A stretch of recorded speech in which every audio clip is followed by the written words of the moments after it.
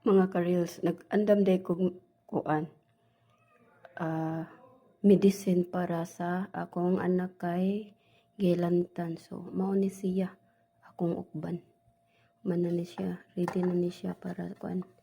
Ang kuan na ni buhaton sa anon na lang ni siya para ini kabugnaw amo na ning ako na ning haonon dayon sa haon para mainom na sa akong anak.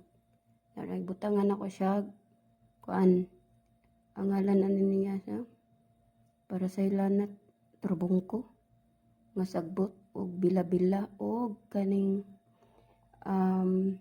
tanglad para humot siya. So ang bata ganahan sa siya mo kuan moinom ani. So mao ni siya para sa hila